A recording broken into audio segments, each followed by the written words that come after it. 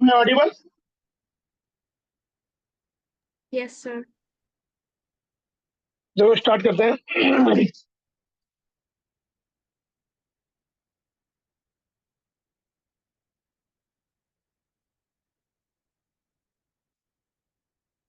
Which of the following are Lewis acids? तो Lewis acid जो होते हैं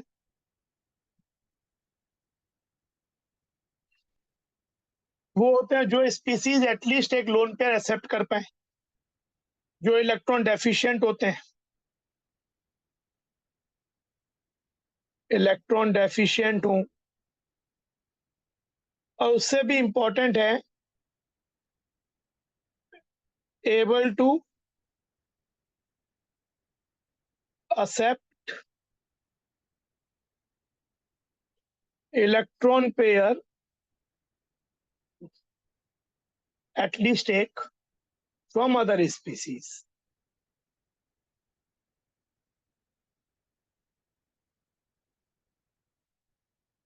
तो यहाँ पे जो AlCl3 हम पढ़ते हैं कि AlCl3 में इलेक्ट्रॉन इनकम्प्लीट होता है, इसका ऑक्टेट इनकम्प्लीट होता है, तो ये लुइस एसिड है।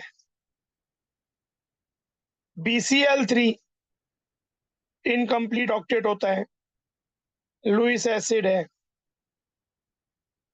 PS3 में ऑक्टेट भी कंप्लीट है और इसके पास लोन पेयर है, तो एक्चुअली ये लुइस बेस है। अच्छा, ऐसा देख, ये जरूरी नहीं है कि ऑक्टेट इनकम्प्लीट हो तभी लुइस एसिड होगा। जैसे SbCl5 है, हमने ऑर्गेनिक में पढ़ा है कि SbCl5 is a super Lewis acid. SbCl5 में अगर Cl माइनस आगे जुड़े तो इट बिकम SbCl6 माइनस, क्योंकि अगर एम्प्टी डी ऑर्बिटल है तो भी ये देखो कि SbCl5 में तो ऑलरेडी 10 इलेक्ट्रॉन है, तो उसके बाद भी ये ले सकता है क्योंकि जैसे एम्प्टी ऑर्बिटल टी ऑर्बिटल इसके पास है। तो आप ये आर्ग्यू कर सकते हो फिर तो SiCl4 जो है इसका ऑक्टेट कंप्लीट है।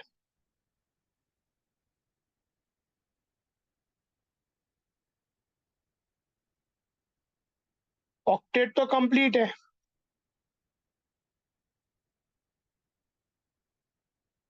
पर इसके पास तो 3D होता है, 3D एम्प्टी ऑर्बिटल है इसके पास, तो फिर ये क्यों नहीं ऐसा कर सकता? ऐसा क्यों नहीं बन सकता भाई? ऐसा क्यों नहीं होता? द रीजन इज कि सिलिकॉन की साइज बहुत स्मॉल होती है।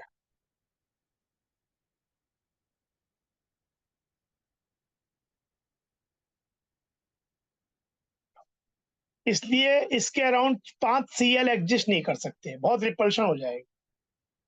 That's why this doesn't take place. पर Sb की साइज बड़ी होती है स्टेबियम की, तो ये फिर भी संभव है। समझे बात? Yes sir. Did you get this thing? कि केवल यही मत देखो कि इलेक्ट्रॉन डेफी, क्योंकि SbCl5 में तो इलेक्ट्रॉन डेफिशिएंसी नहीं है, फिर भी लुइस एसिड है, बिकॉज ये अभी भी लोन पे एक्सेप्ट कर सकता है या किसी एनायन से लोन पे एक्सेप्ट कर सकता है, बिकॉज Sb का साइज बड़ा है तो उसके अराउंड 6 Cl भी रह सकते हैं। आंसर हो जाएगा यहाँ पे पेयर में ये वाला BCl3 एंड AlCl। आगे बढ़ते हैं।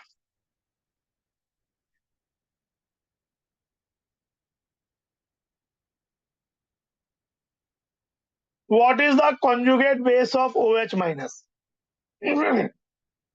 अगर हमारे पास कोई स्पीसीज है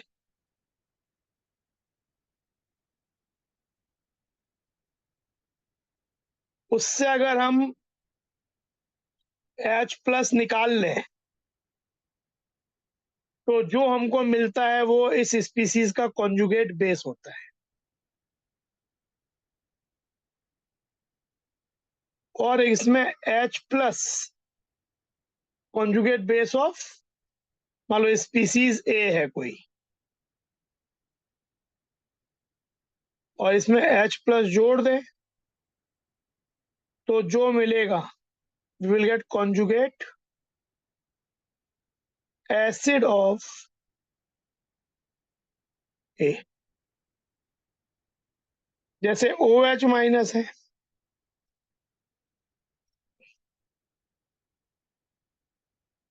इससे अगर H+ निकाल लेंगे तो बनेगा O2-। ये कॉन्जुगेट बेस हो गया, और इसमें H+ जोड़ देंगे, ये कॉन्जुगेट एसिड हो गया। और क्योंकि ये एक H+ ले भी सकता है और एक H+ दे भी सकता है, ऐसे स्पीसीज को बोलते हैं एम्फीप्रोटिक।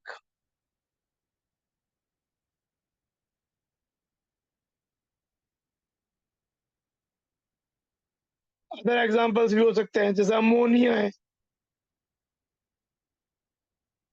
अमोनिया का कॉन्जुगेट बेस है NH2-, और इसका कॉन्जुगेट एसिड है अमोनिया। तो ये चीज इनफैक्ट एक वो भी होता है कि अगर कोई Ha और A- हो तो ये हो गया कॉन्जुगेट एसिड, ये कॉन्जुगेट बेस। तो एक कॉन्जुगेट एसिड बेस पेयर का K और Kb, Kb मतलब क्या हुआ, Kb मतलब ये रिएक्शन A- प्लस वाटर,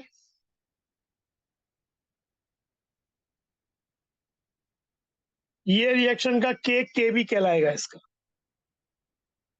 और Ha का K मतलब ये H+ और A-, ये K है। आप अगर इन दोनों को ऐड करते हो तो यू विल गेट Kw। किसी भी Kb का नहीं, कॉन्जुगेट एसिड बेस पेयर का आप ऐड करके देख लो क्या मिलेगा। Ha कट गया, water H+ and this is nothing but Kw।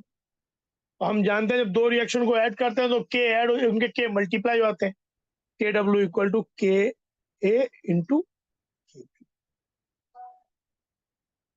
तो ये इंपॉर्टेंट बात है।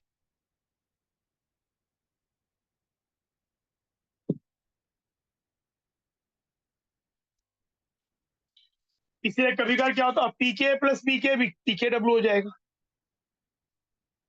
पर ये किसी भी Kb का नहीं, कॉन्जुगेट एसिड बेस पेयर का।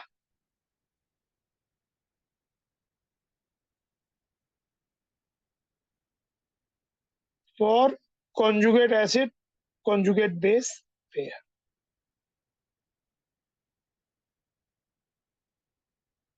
समझ में? तो हमारा आंसर क्या हो जाएगा, conjugate base of OH- is O। Clear? Yes, sir. Cl आपस में एसिड और बेस पेयर है। ये देखो, the first and second constant of N acid H2A। H2A का पहला, ये मल्टीप्रोटिक एसिड है। मल्टीप्रोटिक एसिड ये मल्टी स्टेप में डिसोसिएट होता है, आयोनाइज होता है, और इसकी खासियत ये होती है जैसे ये K1 कहलाएगा, first step dissociation constant. Ha- will give H+ and A2-। This is called K2। और ऐसे इन इन जनरल मतलब होगा ही, ऐसे केसेस में K1 की वैल्यू कहीं कहीं ज्यादा होगी, देन होंगे दोनों ही छोटे। अगर ये वीक मल्टीप्रोटिक एसिड है तो दोनों ही छोटे होंगे, जैसे H3PO4 H2CO3, H2S, लेकिन उसमें भी H2S से H+ निकलना कहीं ज्यादा पॉसिबल होगा देन HA से, क्योंकि माइनस बन चुका है H+, तो ये इनवेरिएबली ऐसा चीज होगा ही। तो पहले तो यहाँ पे जो है इसका K1 दिया हुआ है, K2 दिया हुआ है, हमें चाहिए ओवरऑल। ओवरऑल का मतलब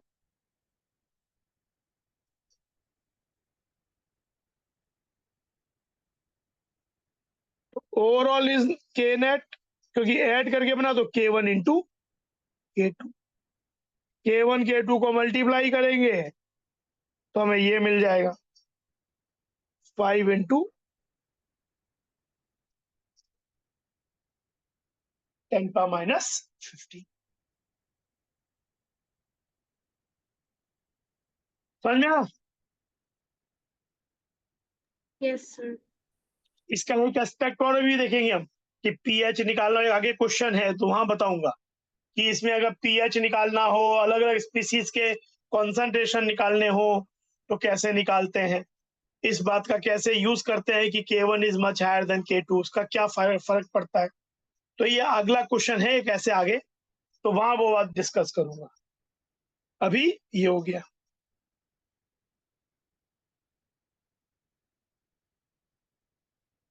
An acid HA ionizes as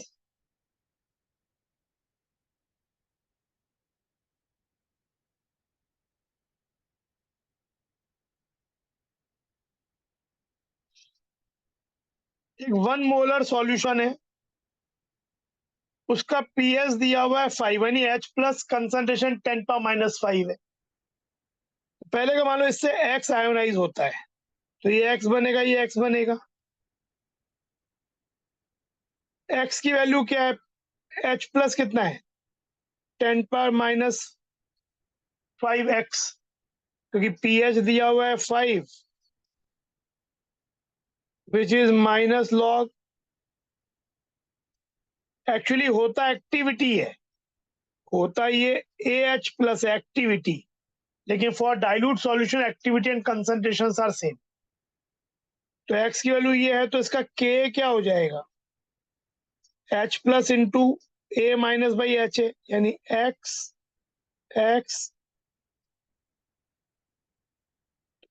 square of 1 - X will be nearly 1, क्योंकि X is very small, तो ये वैल्यू हो जाएगी 10⁻⁻10।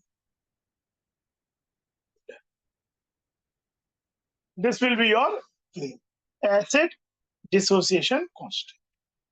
Clear? Yes, sir. और X ही यहाँ पे क्योंकि 1 में से टूट रहा है तो यहाँ पे इसका डिग्री ऑफ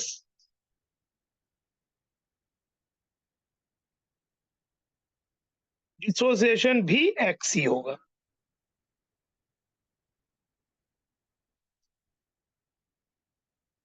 पूछा नहीं है पर ये चीज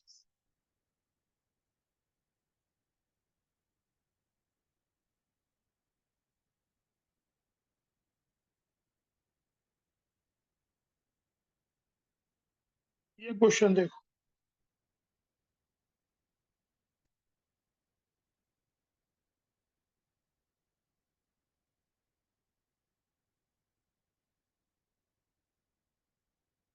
हाइड्रोजन आयन कंसंट्रेशन इन मोल पर litre in a solution of pH, अगर पीएच 5.4 है जो कि माइनस लॉग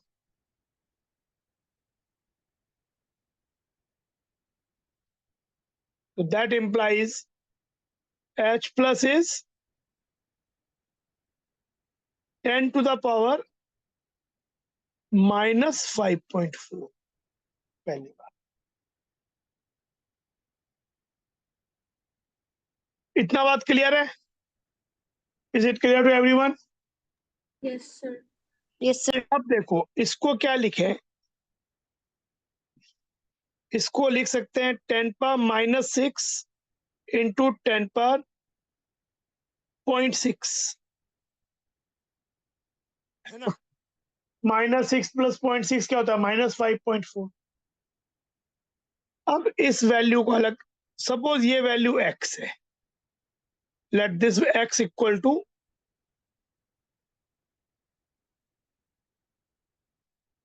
लॉग लेने पे 0.6 हो जाएगा। 0.6 कितना लॉग के इक्वल होता है नियरली, बताओ।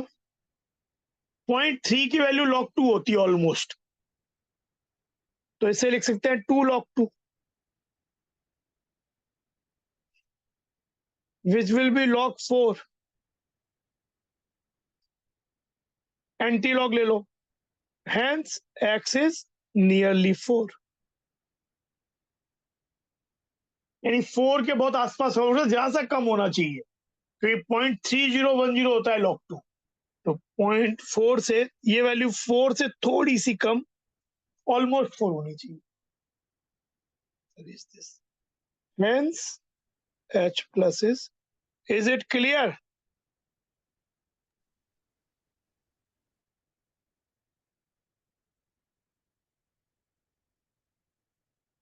समझ में आया? Yes, sir.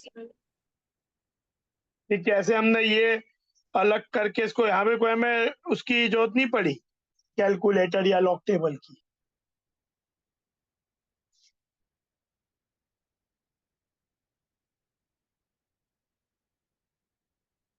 देखो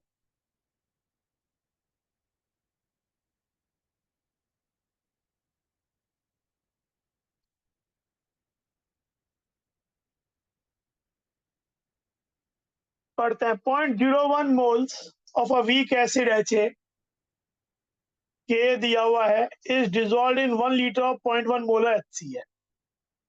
ठीक है भाई, the degree of HA is this. ठीक है, एक वीक एसिड HA है जिसे 0.01 मोल 1 लीटर सॉल्यूशन ऑफ HCl में ऐड किया गया। तो ये ना बोला भी है neglect volume change on adding HA, मतलब जुड़ने के बाद भी वॉल्यूम 1 लीटर ही रहता है। तो कंसंट्रेशन HA क्या हो जाएगा, 0.01।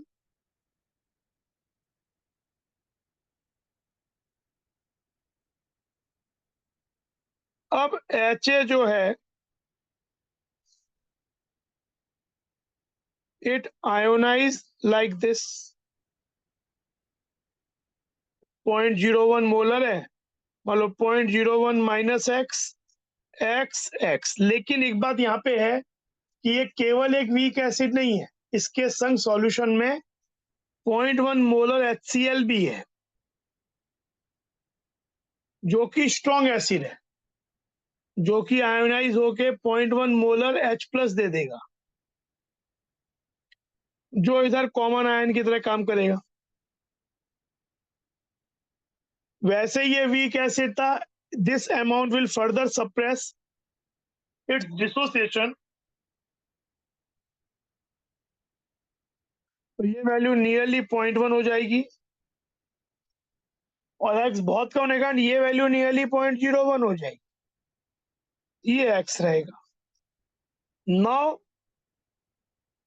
k दिया हुआ है, तो 2 into 10⁻⁻⁶ will be H+, that is 0.1, a minus which is x, और HA which is 0.01, तो x की वैल्यू हो जाएगी 2 into 10⁻⁷। This is the value of x, पर हमें चाहिए डिग्री ऑफ डिसोसिएशन। तो देखो 0.01 मोलर से x डिसोसिएट होता है, x की वैल्यू मालूम है हमें, तो 1 मोलर से कितना होगा पर मोल, या पर molar dissociation the alpha x by 0.01 which is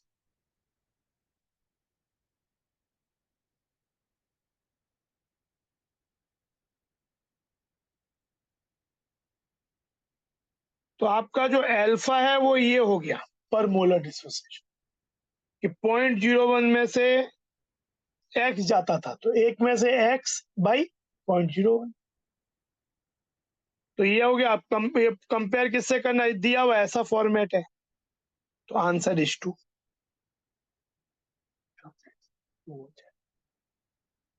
answer समझ में आया? Yes, sir.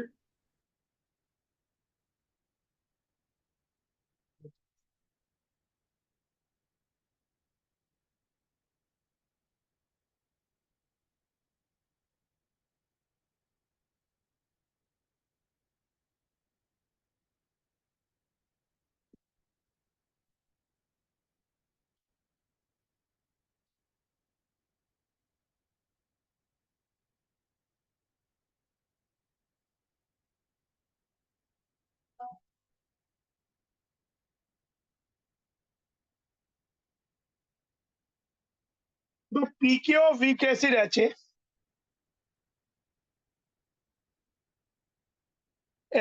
का वीक एसिड का पीके है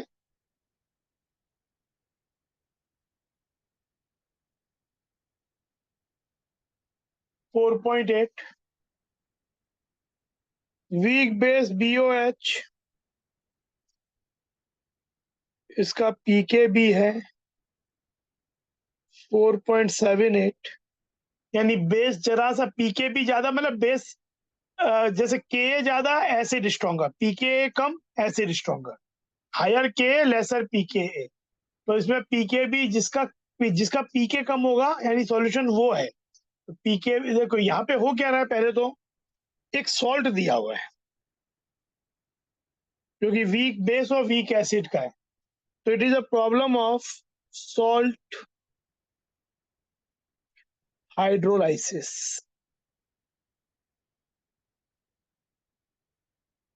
तो it's a salt hydrolysis problem where the salt is of weak acid weak base. तो इसका फॉर्मूला होता है, हम पढ़ते हैं, पीएच इक्वल टू हाफ, मतलब ये कैसा सॉल्ट किस टाइप का हो गया, जैसे अमोनियम एसीटेट होता है, वीक बेस वीक एसिड, क्या अकेला सॉल्ट है, इसमें कोई वीक एसिड नहीं है, कोई स्ट्रॉन्ग एसिड स्ट्रॉन्ग बेस संग में नहीं, केवल सॉल्ट है। तो ये सॉल्ट हाइड्रो, इसमें दोनों एनायन और कैटायन पानी से इंटरेक्ट करते हैं, हाइड्रोलाइज होते हैं, और फिर एक सॉल्यूशन बनता है। उसका पीएच न्यूट्रल भी हो सकता है इस केस में, स्लाइटली बेस है, डिपेंड करता है कि दोनों वीक में स्ट्रॉन्गर एसिड कौन सा है या स्ट्रॉन्गर बेस है। तो इसका फॉर्मूला होता है half PKW plus PKA minus PKB। इसका पीएच कंसंट्रेशन पे डिपेंड नहीं करता, दिया भी नहीं यहाँ, तो अगर चाहे 0.1 मोलर BA हो चाहे 0.2 मोलर BA हो, कंसंट्रेशन पे पीएच डिपेंड नहीं करेगा। इसीलिए ये बफर की तरह भी यूज होता है, इसे सॉल्ट बफर भी कहते हैं। इसका थोड़ा सा A- थोड़ा सा B+ ऐड करने पे या डाइल्यूशन करने पे इसका पीएच नहीं बदलता है। तो 3 तरीके के जो बफर होते हैं उसमें सॉल्ट बफर होता ही हुआ है, salt of weak acid and weak base. 14 plus PK 4.8 minus 4.78, तो सॉल्व करके हो जाएगा 7.01, स्लाइटली बेसिक। तो ये आंसर हो गया। अच्छा, अब एक बार कुछ बातें रिकैप कर लेते हैं।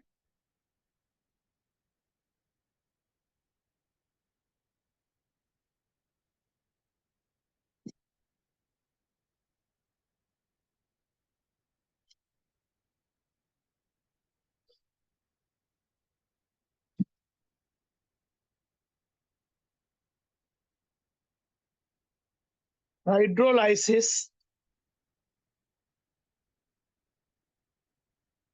Of salts where salts are soluble, soluble salts की बात हो रही है।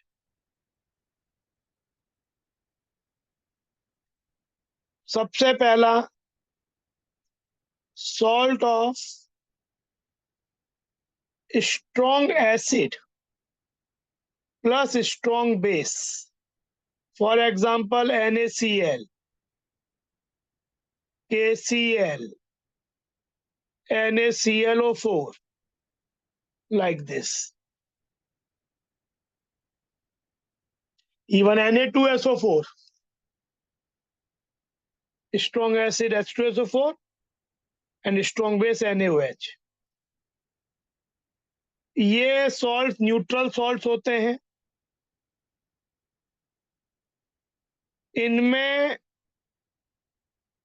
ना कैटायन हाइड्रोलाइज होता है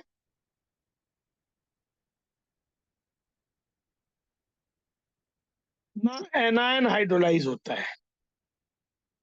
पानी में डालने पे कुछ नहीं होता, जैसा इक्विलिब्रियम पानी का था वैसा ही रहता है, यानी इसका pH pKw/2,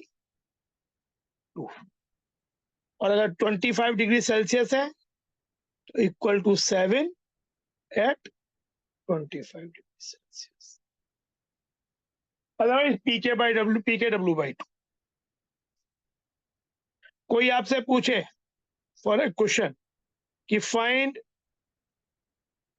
the pH of aqueous NaCl at 85 degree Celsius, तो आंसर क्या होगा मुझे बताओ।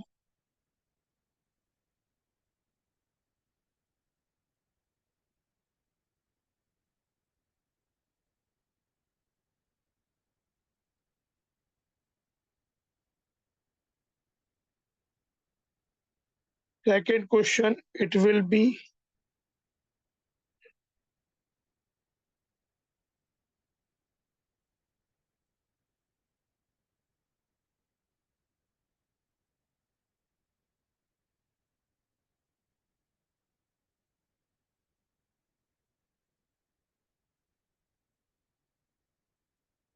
बताओ।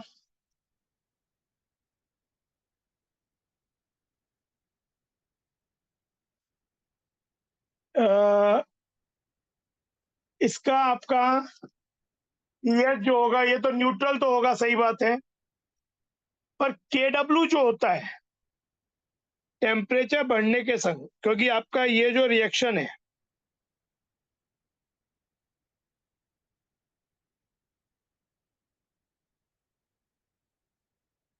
ये रिएक्शन एंडोथर्मिक है, जिसकी वैल्यू होती है 13.6 किलो कैलोरी पर मोल। तो अगर टेम्परेचर बढ़ाते हैं तो रिएक्शन फॉरवर्ड जाती है बाय ली शैटेलर प्रिंसिपल, Kw इंक्रीज होता है क्योंकि आगे जा रही है, तो Kw इंक्रीज होता है तो इसका pKw क्या होगा, डिक्रीज होगा। मींस pH तो न्यूट्रल ही रहेगा, लेकिन pKw/2 में pKw जो होगा, क्योंकि वो टेम्परेचर डिपेंडेंट है, वो आपका 14 से कम हो जाएगा, तो ये लेस देन 7 हो जाएगा। मतलब न्यूट्रलिटी पॉइंट ही आपका बदल गया, न्यूट्रलिटी पॉइंट बदल गया, तो आंसर होगा सी, और बात सही है।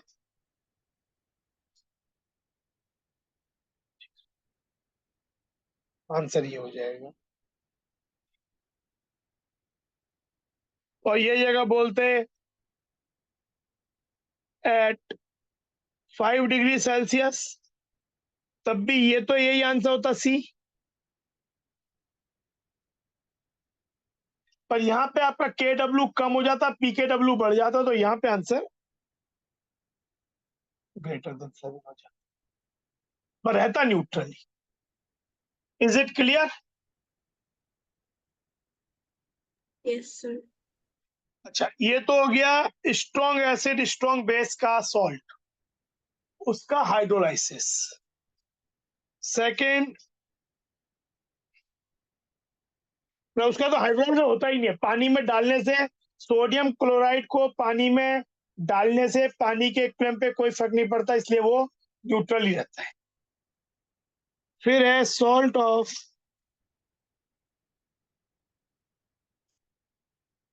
Week acid plus strong base. Salt basic होना चाहिए, होता है, और example most common CH3COO Na,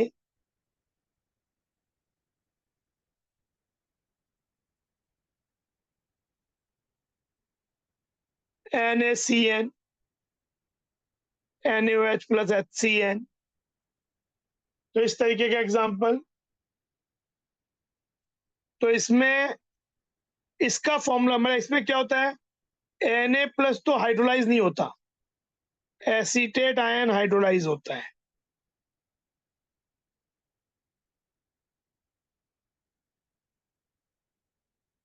और वो बनाता है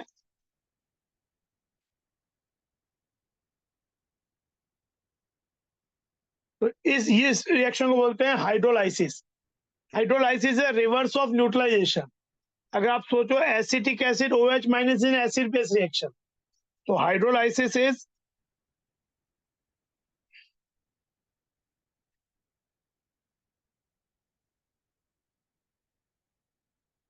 रिवर्स ऑफ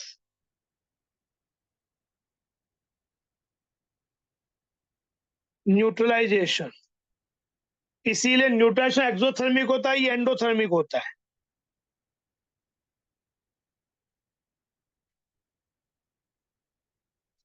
यूजुअली इसका एक्शन बहुत ज्यादा नहीं होता है।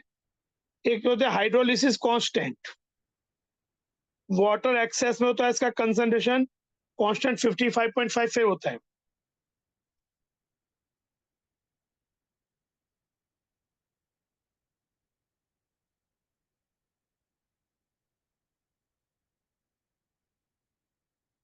तो ये आता है आपका KW/K आ जाता है। और अगर इसका कंसंट्रेशन C है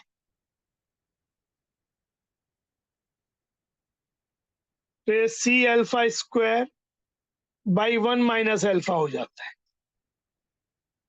KW/K इक्वल टू ये KH कहलाता है हाइड्रोलिसिस कांस्टेंट।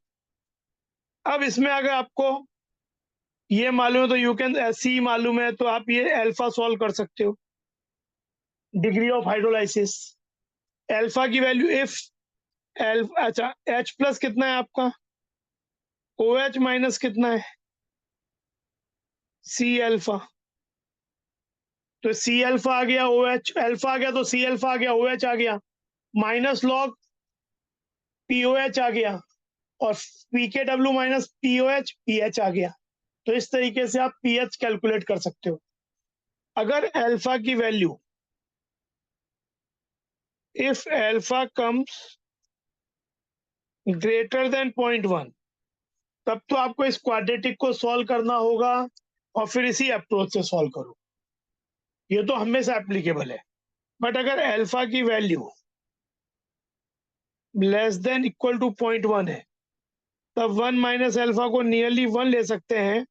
और तब एक फॉर्मूला होता है कि जो pH है ये अप्रोक्सीमेशन के संग जब ये वैलिड है, PKW plus PK plus log concentration of log C, where C क्या है, C is concentration of acetate.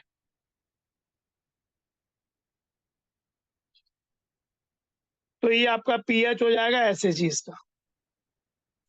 पर ये अप्रोक्सीमेटेड है, ये कब है, जब अल्फा ग्रेट लेस देन, तब ये रिजल्ट लगा सकते हो। अल्फा की वैल्यू 0.1 से बड़ी तो आपको बेसिक थ्योरी से आना पड़ेगा कि पहले अल्फा कैलकुलेट करो, फिर OH निकालो, फिर KW/OH H प्लस निकाल लो, और minus log H plus PH निकाल लो। तो ये हुआ। Third, salt of weak base plus strong acid like ammonium chloride, anilinium chloride,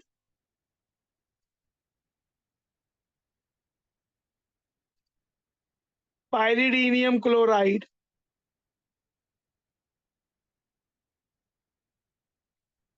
like this।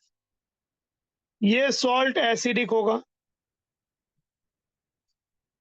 इसमें ये चीज हाइड्रोलाइज होगी, ये हाइड्रोलाइज नहीं होगा, ये हाइड्रोलाइज होगा।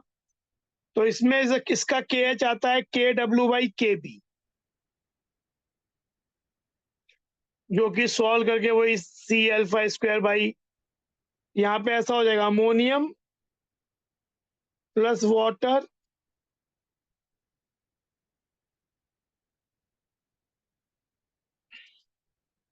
फिर वो कैलकुलेट होगा अल्फा, अल्फा का 0.1 से कम है तो एक सीधा फॉर्मूला होता है P H equal to half, approach वही कि पहले अल्फा निकाल लो फिर सी अल्फा क्या हो जाएगा एच प्लस, एच प्लस आ गया तो माइनस लॉग पी एच आ गया, वही करते हैं हम। पर ये सीधा फॉर्मूला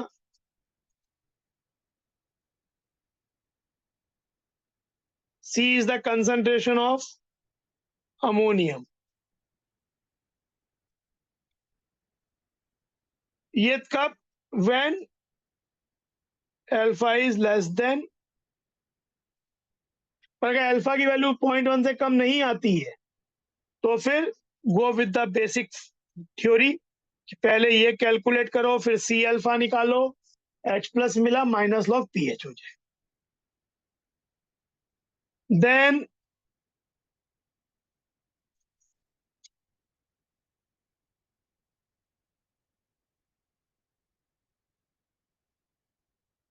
फोर्थ सॉल्ट ऑफ, अच्छा इन दोनों के जो थे strong acid weak base weak acid, इनके पीएच कंसंट्रेशन पे डिपेंड करते हैं सॉल्ट के। अब है salt of weak acid,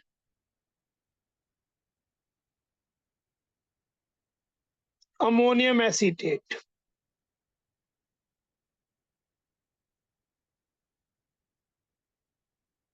ammonium cyanide like this, ammonium format,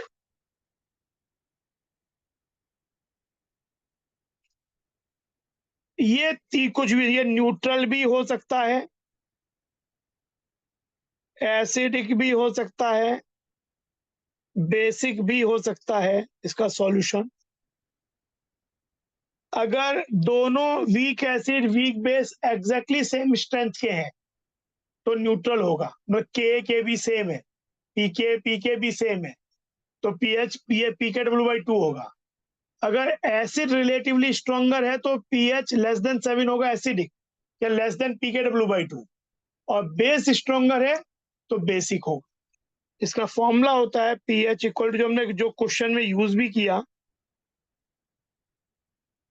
जो क्वेश्चन प्लस पीके, इसका पीएच कंसंट्रेशन इंडिपेंडेंट होगा, इसका के एच का वैल्यू होता है के डब्ल्यू बाई,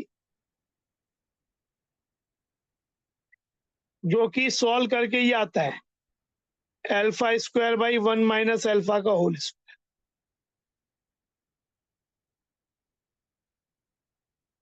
बाकी सब डिस्कस किया है जब क्लास किया था इसमें, तो ये चीज है।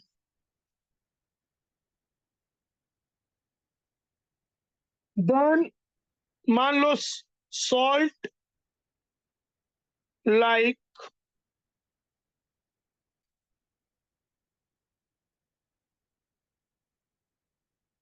Na2CO3,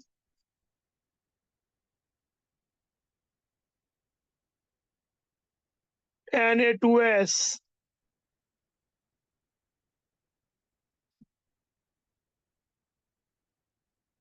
Na2C2O4, जिसमें कैटायन आपका वीक कॉन्जुगेट कैटायन है, वो हाइड्रोलाइज नहीं, जो आयंस हाइड्रोलाइज होते हैं उनको वीक कॉन्जुगेट आयन बोलते हैं, कि वो हाइड्रोलाइज नहीं होते। Na प्लस हाइड्रोलाइज नहीं होता, K प्लस हाइड्रोलाइज नहीं होता, उससे जो स्ट्रॉन्ग बेस बनता है वापिस टूट जाता है, तो यहाँ पे ये हाइड्रोलाइज नहीं होगा, लेकिन कार्बोनेट हाइड्रोलाइज होगा। कार्बोनेट 2 स्टेप में हाइड्रोलाइज होगा,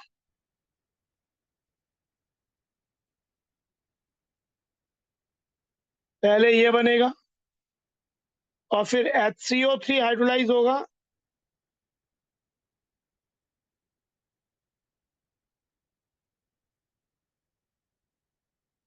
इसमें इसको बोलते हैं KH1, इसको बोलते हैं KH2। तो इसमें बताओ, ऐसे लॉजिकली बताओ किसकी वैल्यू बहुत हाई होगी, रिलेटिवली हाई होगी?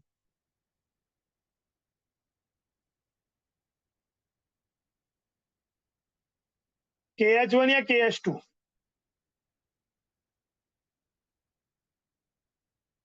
देखो यहाँ पे 2 माइनस चार्ज पे H जुड़ रहा है, यहाँ जुड़ने की टेंडेंसी ज्यादा होगी।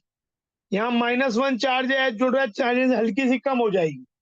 और वैसे भी KH1 होगा KW बाई इसका K, जो कि H2CO3 का K2 होता है, और KH2 होगा KW बाई H2CO3 का पहला स्टेप का। हम जानते हैं K2 छोटा होता है बहुत, तो KH1 काफी बड़ा होगा। यानी यहाँ पे ये जो स्टेप है हाइड्रोलाइसिस, इसी में सिग्निफिकेंट होगा। यहाँ प्रैक्टिकली हाइड्रोलिसिस होगा ही नहीं। तो इसका पीएच का एक्सप्रेशन हो जाता है हाफ PKW प्लस PK2, इस वाले का plus log C, where C is the concentration of carbonate। इसमें हमें सेकेंड स्टेप हाइड्रोलिसिस कंसीडर ही नहीं करना है,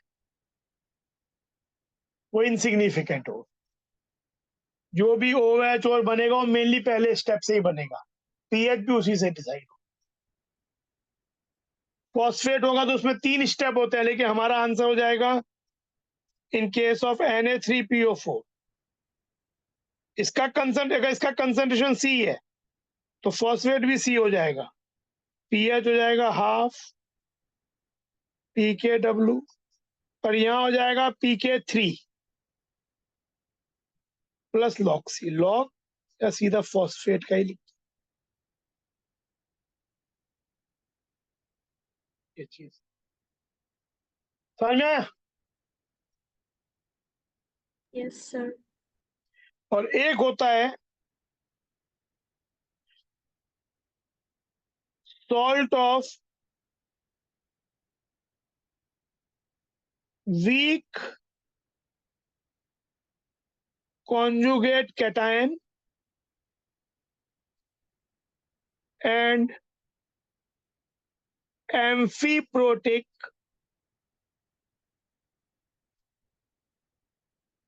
anion, जैसे NaHCO3।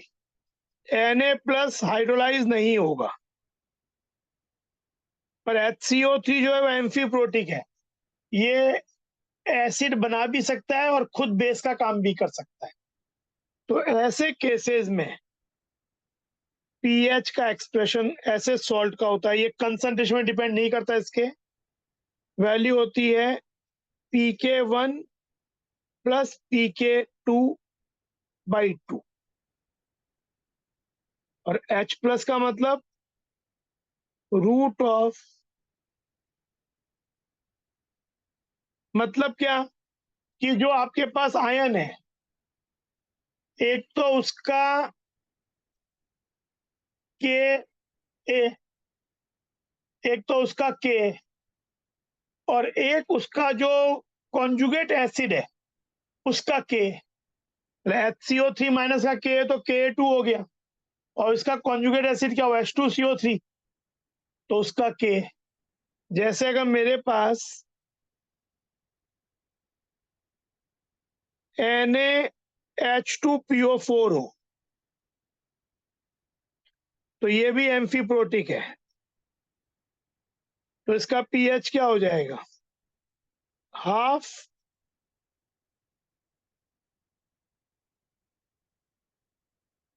PK of H2PO4 minus plus PKA of H3PO4। इसको बोलेंगे PK1, इसको बोलेंगे PK,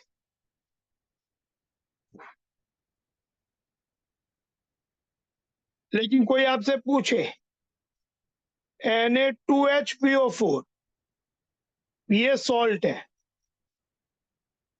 तब आपके पास ये एनायन हो गया, तब आपका हो जाएगा पीएच हाफ, इसका पीके मतलब pK3, और उससे ऊपर एक जो H2PO4 है उसका pK2, इसका पीएच ये चीज। तो यही केसेस कुछ आते हैं, सबसे ज्यादा तो पहले 4 वाले, पर ये कर लिया तो पूरा आपका आईआईटी लेवल का भी काम खत्म हो, कभी आ गया कॉम्पिटिशन बुक में भी इससे आगे हाइड्रोलिसिस के प्रॉब्लम नहीं होते, इन्हीं के बस। समझ में आया? Yes, sir. तो ये तो वही वीक एसिड वीक बेस का था। ये देखो, ये बफर का question, PK of weak acid HA is 4.5, buffer जो है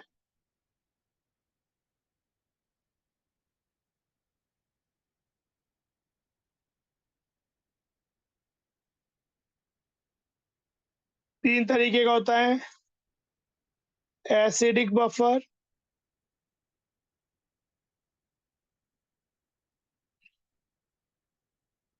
mixture of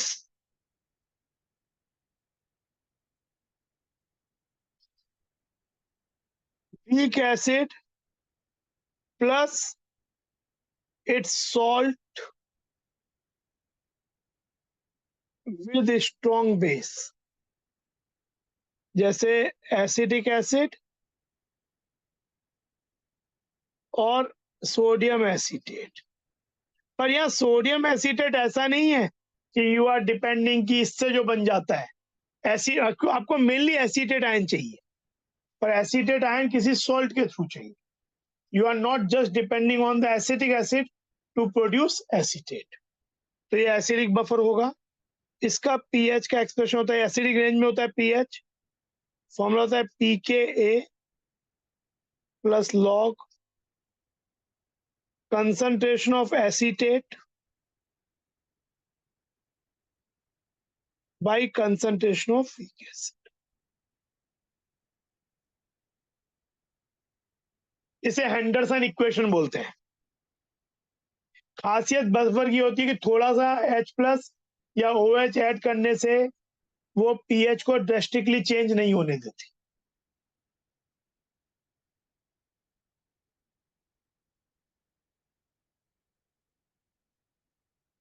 mixture of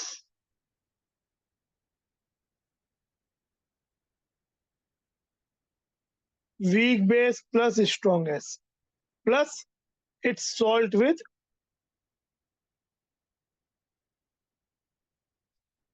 example NH4OH, ammonium chloride. इसका फॉर्मूला होता है POH equal to PKB plus log ammonium वही conjugate acid by weak base.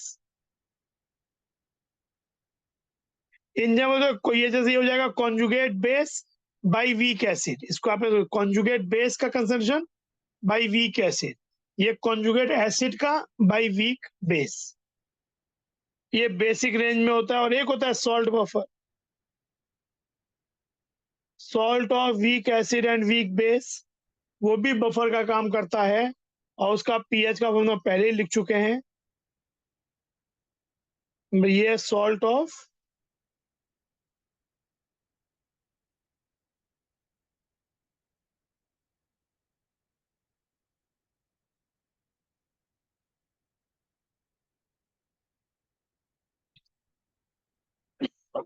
ये। अच्छा, जैसे यहाँ ये POH है, पीएच निकालने के लिए फिर आपको PKW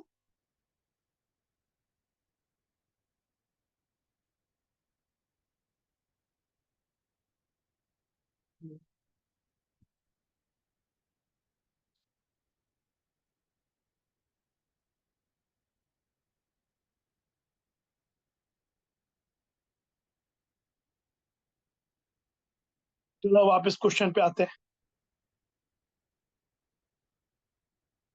the pK of weak acid is 4.5. pOH of an aqueous buffered solution of HA. pOH निकालना है। aqueous buffered solution of HA, एक HA है वीक एसिड जो कि मान लेते हैं C कंसंट्रेशन है, 50% एसिड आयोनाइज हो गया, मतलब C/2 रह गया,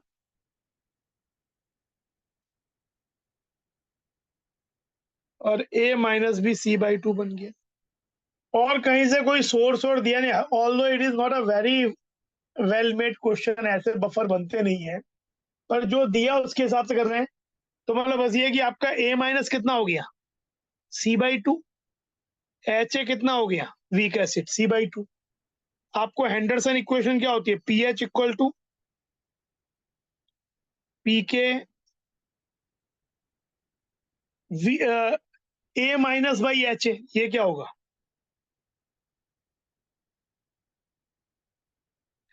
तो this will be pK plus log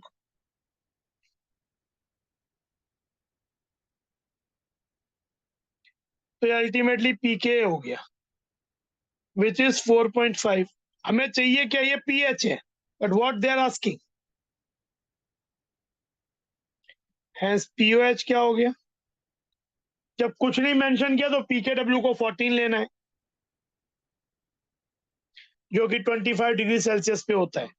हमेशा 14 नहीं होता, बट 25 डिग्री पे pKw 14 होता है, तो 9.5 हो जाए।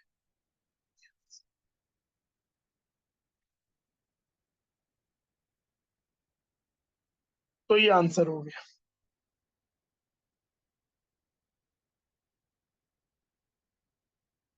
समझ में आया? Yes, sir.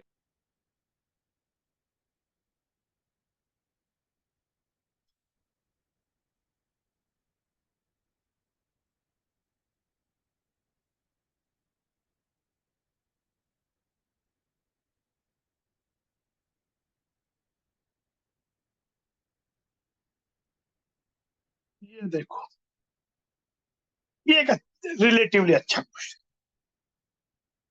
20 ml of 0.1 molar H2SO4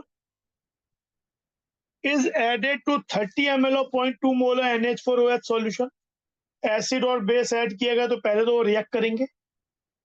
pH of the resultant mixture is, जब एसिड और बेस रिएक्ट करते हैं तो पहले हमको रिएक्शन को कंप्लीशन तक पहुंचाना है, फिर देखना ये स्ट्रॉन्ग एसिड और वीक बेस का है, रिएक्शन देखने के लास्ट में देखेंगे कि बच क्या गया, तो उस बचने के हिसाब से ये डिसाइड करेंगे कि वो सॉल्ट हाइड्रोलाइसिस का प्रॉब्लम है या बफर का प्रॉब्लम है, या केवल स्ट्रॉन्ग एसिड अगर रिमेनिंग रह गया तो उसी से पीएच डिसाइड होगा। तो देखते चलो, 20 ml, तो इसके कितने मिलीमोल हो गए, इसके मिलीमोल हो गए 2, ये H2 है, H2 है, और इसका हो गया 6 millimole.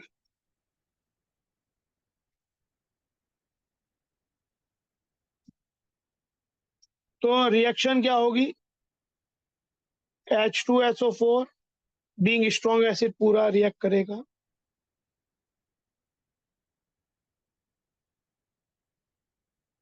Ammonium sulphate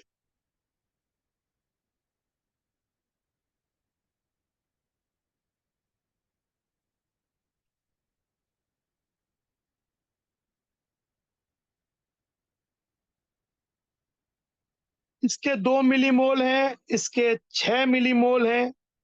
acid base reaction है, कंप्लीशन पे जाएगा तो ये लिमिटिंग रिएजेंट 2/1 ये हो जाएगा 0।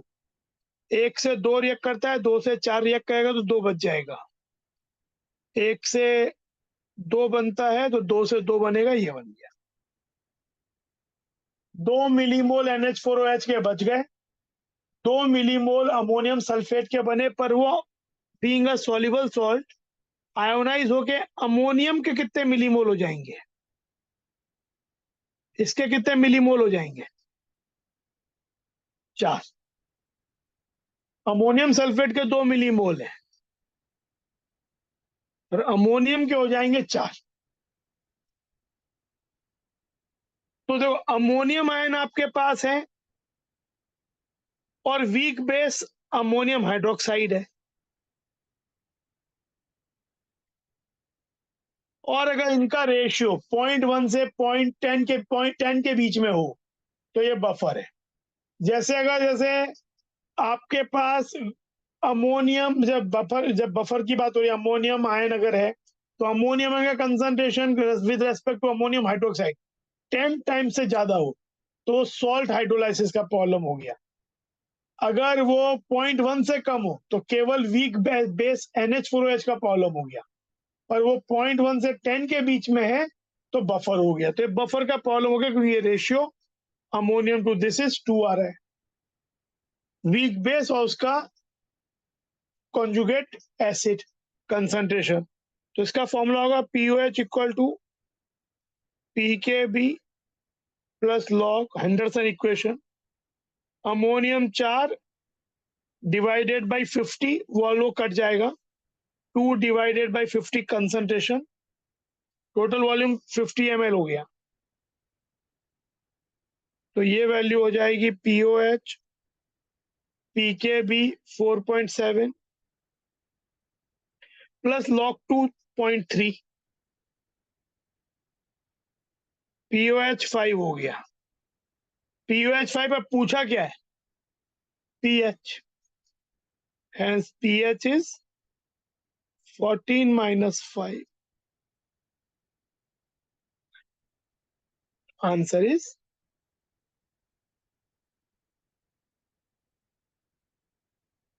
समझे बात? समझ आई? Yes, sir.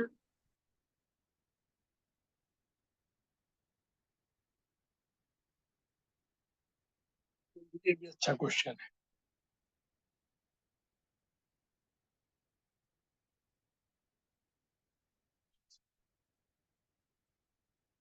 3 gram of acetic acid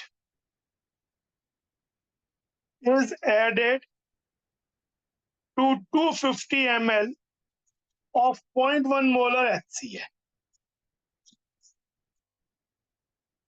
in the solution made up to 500 ml। Acetic acid का 3 ग्राम यानी मोल हो गया 3/60,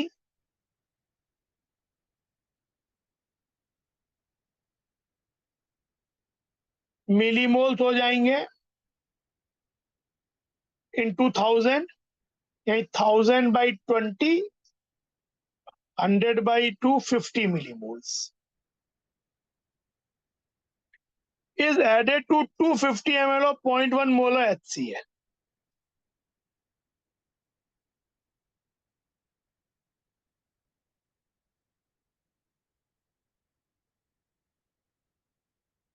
is equivalent to 25 millimole, and the solution is made up to 500 ml। यानी इस 500 ml में एक 500 ml सॉल्यूशन हो गया, कहने का मतलब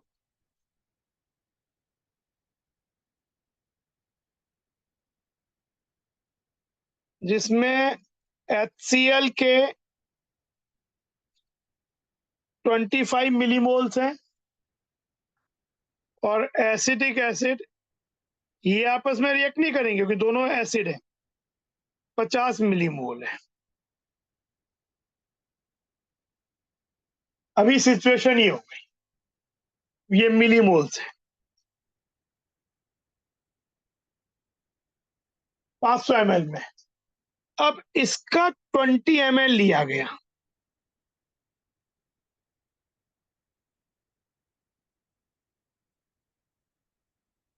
तो इसके 20 ml सॉल्यूशन में क्या हो जाएगा? अगर 500 ml में 25 मिलीमोल HCl के हैं तो 20 में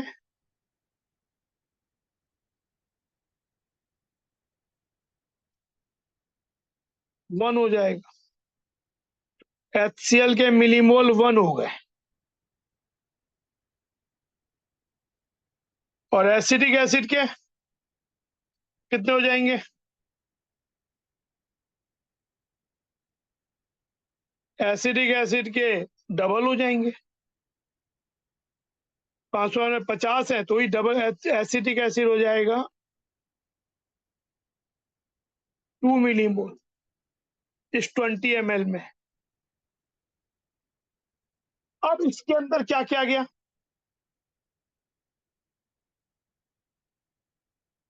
half ml of 5 molar NaOH, यानी कितना मिलीमोल ऐड किया गया NaOH का 2.5, 5 इंटू हाफ 2.5 मिलीमोल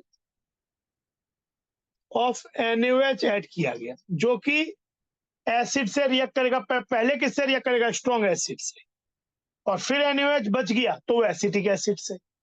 तो देखो क्या होगा, पहले हो जाएगा HCl plus NaOH, NaCl water, ये 2.5 मिलीमोल है, ये 1 मिलीमोल है, खत्म हो जाएगा लिमिटिंग रिएजेंट, ये 1.5 बच जाएगा, ये 1 बन जाएगा, और फिर ये बचा हुआ NaOH, एसिडिक एसिड कितना है 2, तो बनेगा CH3COONA प्लस वाटर, ये अब 0 हो जाएगा, ये 0.5 बच जाएगा, ये 1.5 बन जाएगा। तो अब सिचुएशन ये हो गई, ये क्या है बताओ, ये जो सिचुएशन आपके पास एसिटिक एसिड है 0.5 मिलीमोल और सोडियम एसिटेट है 1.5 मिलीमोल, रेशियो क्या है 1.5 बाई 0.5 3, और 0.5 बाई 1.5 0.3 के आसपास 0.33, तो जब 0.1 से 10 के बीच में रेशियो इनका, तो बफर होता है, ये एसिडिक बफर हो गया, इट इज एसिडिक बफर, ये आपका एसिडिक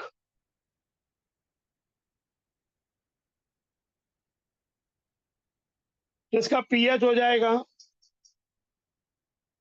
पीके 4.75 लॉग एसीटेट, तो एसीटेट के मिलीमोल है 1.5, पर वॉल्यूम कितना हो गया सॉल्यूशन का 20 ml प्लस 0.5 ml, जो हमने ये ऐड किया हो जाएगा 1.5 बाई 20.5 डिवाइडेड बाई 0.5 बाई 20.5, और टोटल वॉल्यूम की जरूरत नहीं हो तो कट जाएगा रेशियो में, तो जाएगा 4.75 प्लस लॉग 3, जिसके लिए 0.4771 दी है, तो जब इसमें ये ऐड करोगे तो ये वाली वैल्यू आ जाएगी 5 पॉइंट, इसकी वैल्यू 0.4771 है, ये 4.75 है, ऐड हो जाएगा 5.2271, भाई 5.23, और नियरेस्ट इंटीजर का पूछेंगे, पूछा नहीं है, अगर नियरेस्ट इंटीजर पूछते तो आंसर 5 हो जाता, तो ये 5.23 अच्छा क्वेश्चन है।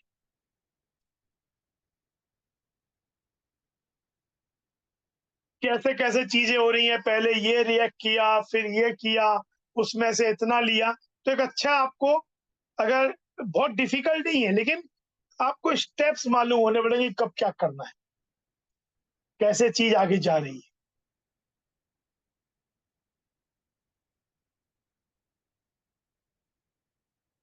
तो ये समझ में आया, Yes, sir.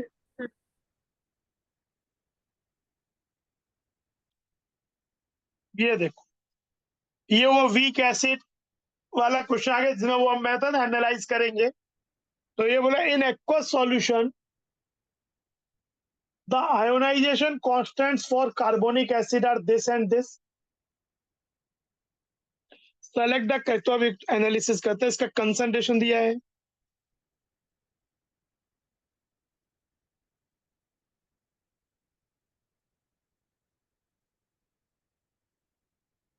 H2CO3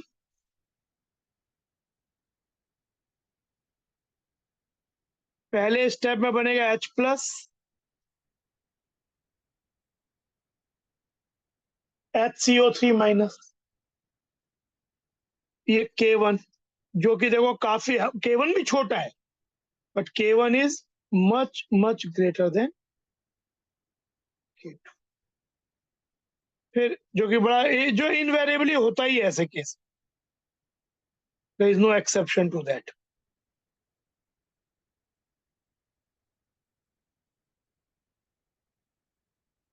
तो यहाँ होता क्या है, मान लेते हैं इसका कंसंट्रेशन C है, यहाँ K1 तो मच है हायर देन K2 है ही, देख के भी लग रहा है, और ये इन जनरल बात भी मालूम होनी चाहिए। तो सपोज यहाँ पे X टूटा, तो ये X बना, फिर ये X माइनस वाई गया तो Y बना, पर ये X माइनस वाई हो जाएगा, पर H प्लस यहाँ से ही बन रहा है, यहाँ से ही बना, तो ये Y प्लस X वो अमाउंट जो पहले इक्विलिब्रियम से बन रहा है, Y वो जो दूसरे से बन रहा है। पर क्योंकि as K1 is much greater than K2, so X will be much higher than Y। ये इनमें होता ही है, ये चीज हम एक बात, अल्टीमेटली अमाउंट आगे कितना बनेगा इस बात पे डिपेंड करता है K की वैल्यू क्या है। K1 अगर मच हायर देन K2 तो X भी मच हायर देन Y है।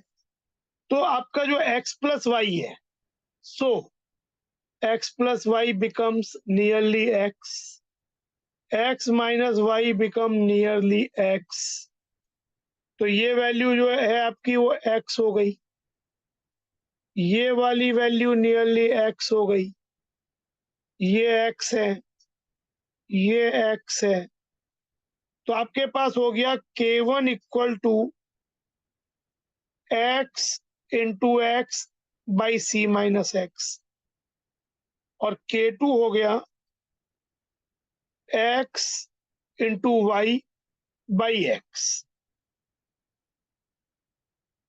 तो एक तो इंपॉर्टेंट बात ये ध्यान में आती है कि Y is nothing but concentration of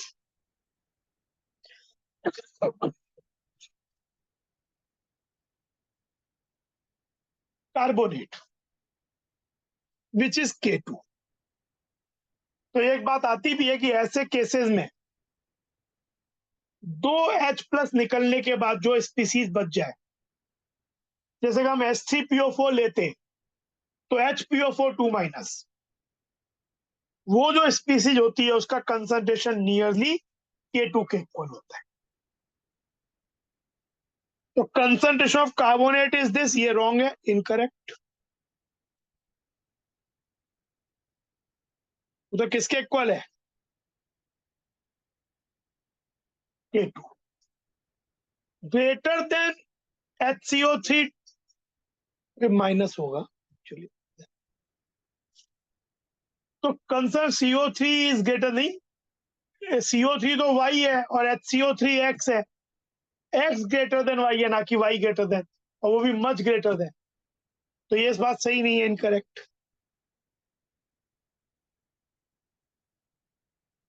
ये तो X है और ये Y, H प्लस एंड ये आर अप्रोक्सीमेटली इक्वल, ये बात सही है। H प्लस भी X है, HCO3 भी X है। H plus double of H plus है X, कार्बोनेट है Y, but X is much higher than Y, not double of Y, ऐसा नहीं है। तो ये वाली बात भी इनकरेक्ट। अच्छा, अब आपको ये पूरा प्रॉब्लम ऐसे सॉल्व करना, कोई न्यूमेरिकल आ जाए तो इसमें क्या करोगे, पहले आपके पास ये आ गया, Y वैल्यू आ गई, इसको सॉल्व करोगे, X निकालोगे, C तो मालूम है। तो एक बार आप ये मान लो कि जो बहुत से केसेस में क्या होगा, X will be 10% less than of C आ जाएगा। तो एक बार मान लो कि नेग्लिजिबल है, जैसे इस क्वेश्चन में देखो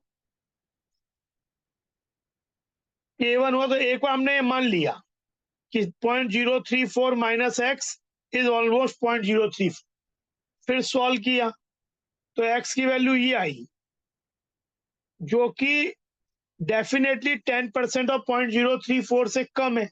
तो एजम्पशन सही है, नहीं होता तो क्वाड्रेटिक सॉल्व करते। और एक बार x आ गया तो फिर तो सवाई गया, x आ गया तो क्या आ गया, ये भी आ गया, H प्लस आ गया, माइनस लॉग x PH आ गया, HCO3 भी x ही है। तो बस ये चीज, तो इस तरीके से प्रॉब्लम को सॉल्व किया जाता है। और यहाँ तो आंसर सी हो गया। समझ में आया?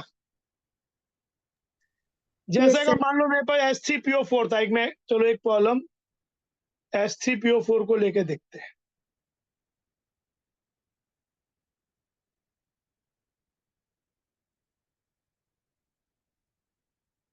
अगर हमारे पास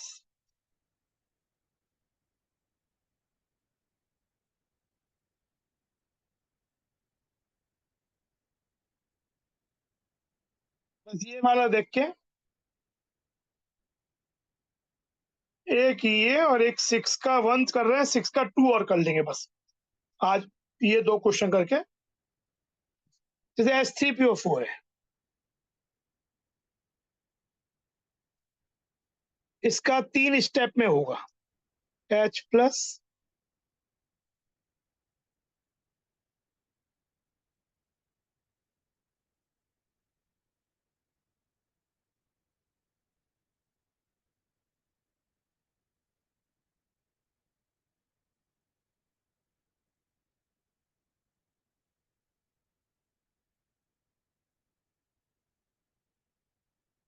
H3PO4 के तीनों H एसिडिक होते हैं।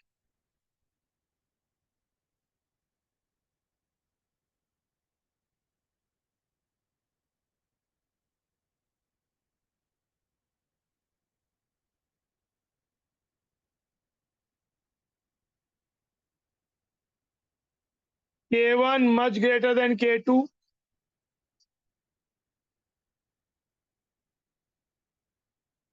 तो अगर देखो यहाँ पे ये C है, C minus X, X X, X minus Y, Y Y plus X plus Y, Y minus Z, ये Z plus X plus Y,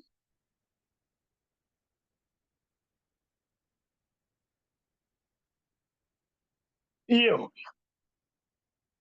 अब as this so x much higher than y much higher than z, what does that mean? x plus y plus z की value x, ये भी x, ये भी equal to x, ये वाली value x, y minus Z y,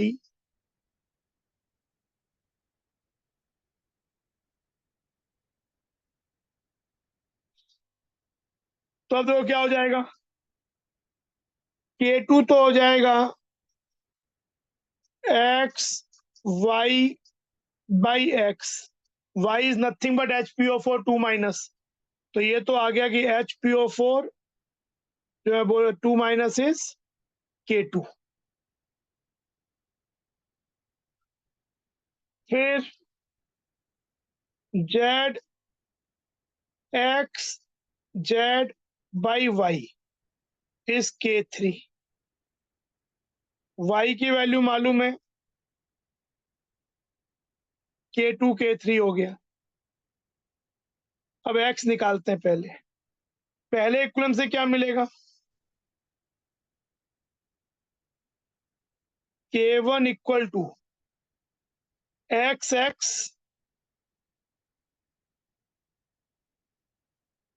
इसमें में x में क्वाड्रेटिक है, पहले एक बार ये मान लो कि क्योंकि 90% केसेस में ऐसा आ जाता है कि x की वैल्यू c से 10% मतलब 0.1 c से कम है, तो उसको नेग्लेक्ट कर दो, इसको c मान लो, सॉल्व करो, पहले x की वैल्यू निकाल लो √K1c।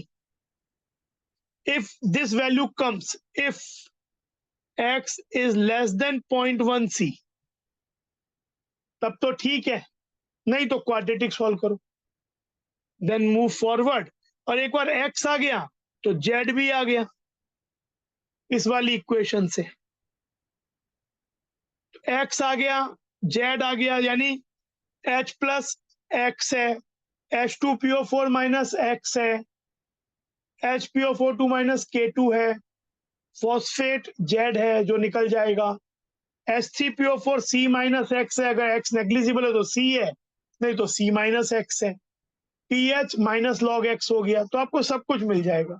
कोई पूछे तीनों स्टेप के डिग्री ऑफ डिसोसिएशन निकालो, तो अल्फा 1 हो जाएगा C में से X, तो 1 में से X बाई C, अल्फा 2 हो जाएगा सेकेंड स्टेप का Y बाई X, और अल्फा 3 हो जाएगा Z बाई, ये तीनों स्टेप पे डिग्री ऑफ डिसोसिएशन हो, तो हर एक चीज हो गई इसकी। एक क्वेश्चन लास्ट आज का देखते हैं, ये बात समझ में आया? Yes, sir.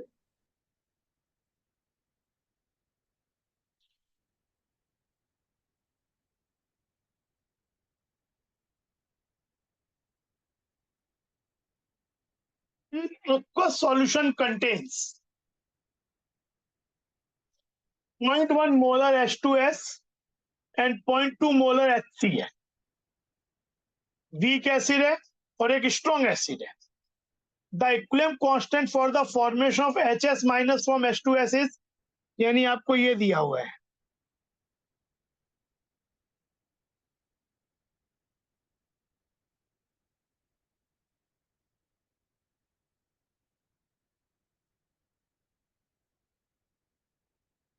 ये दिया हुआ है, और HS माइनस से H plus and H2 minus बनने का दिया हुआ है।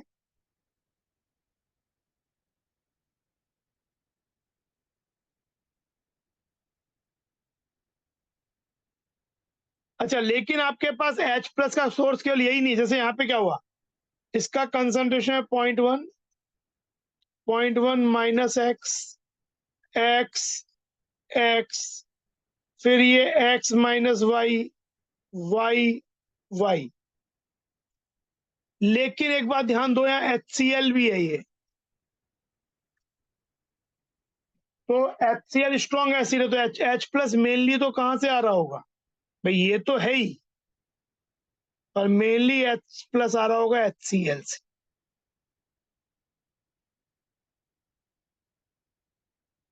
तो ये एक्स वैसे एक्स वाई बहुत छोटे और छोटे हो जाएंगे, यानी अब सिचुएशन ये हो जाएगी कि H प्लस की वैल्यू तो क्या हो गई 0.2,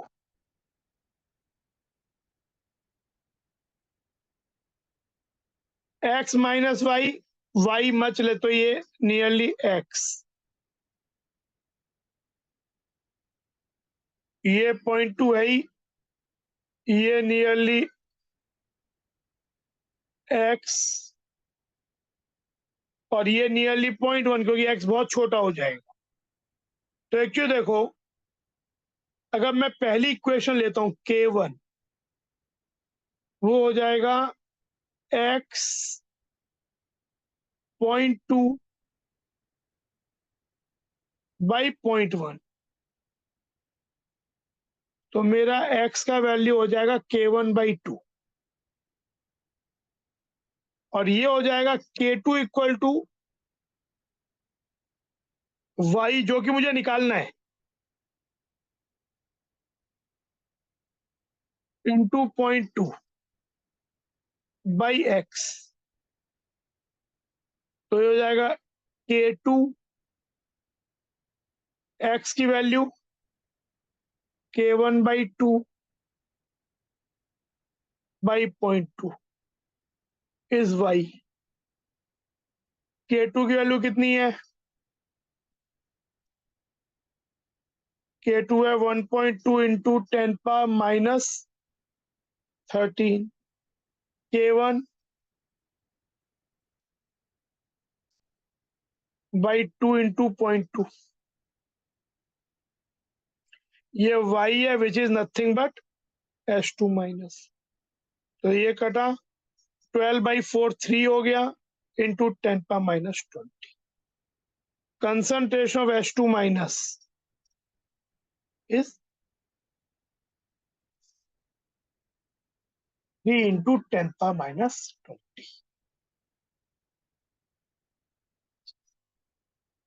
अच्छा क्वेश्चन, और डिफिकल्टी पर अच्छा क्वेश्चन।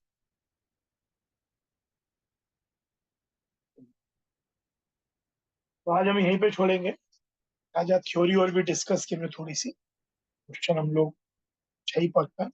कल सॉलिड केएसपी के क्वेश्चन फास्ट होंगे, तो कल कवर अप करेंगे।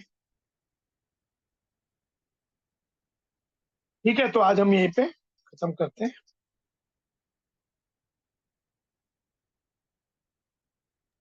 समझ में आए? Yes, sir. Yes, sir.